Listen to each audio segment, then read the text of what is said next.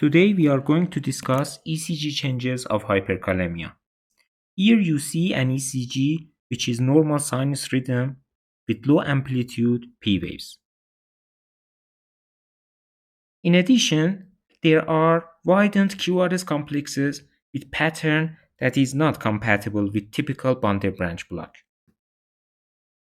I mean QS pattern in lead V1 and wide S in lead V6 is not a typical left bundle branch block. Peaked and narrow-based T waves, best seen in pericardials, show a repolarization abnormality. This is an ECG of the same patient several minutes after treatment for hyperkalemia. As you see, P waves are more prominent with prolonged PR interval. QRS duration is decreased and QRS complexes are narrower, although peaked T waves are still present in pericardials. This is also of the same patients after definite treatment of hyperkalemia.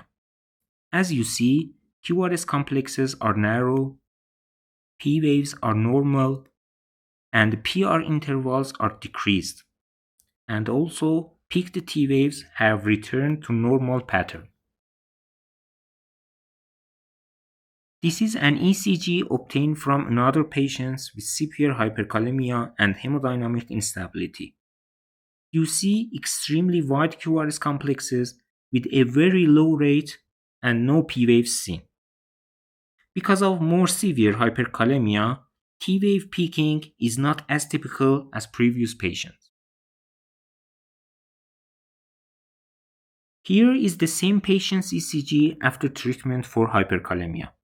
You see increased heart rate and much narrower QRS complexes, although there is still no normal P waves and peaked T waves.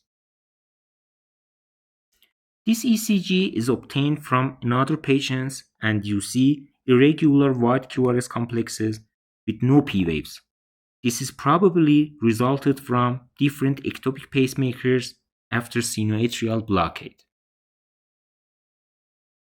After treatment, you see mildly widened QRS complexes with sinus rhythm and prolonged PR interval. Note the normal T wave pattern which is not compatible with typical repolarization changes in hyperkalemia. ECGs obtained before and after treatment for hyperkalemia. On the left hand, you see an irregular rhythm with no P waves and widened QRS complexes. Note the initial deflection in QRS complexes which simulates pacemaker spikes. Peak T waves are also present. After treatment, there is sinus tachycardia with increased PR interval and much less QRS duration and no peaked T waves.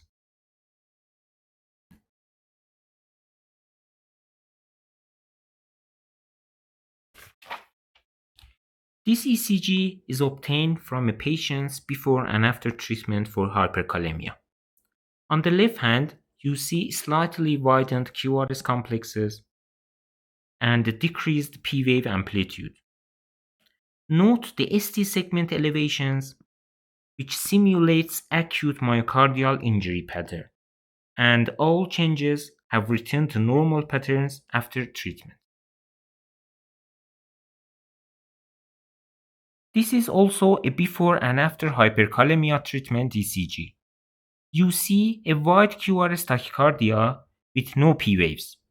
Note the pattern of widening which resembles typical left bundle branch block pattern. This is more difficult to diagnose, but lack of P waves may be a useful clue for the diagnosis. After treatment, QRS complexes are narrower and P waves are now present.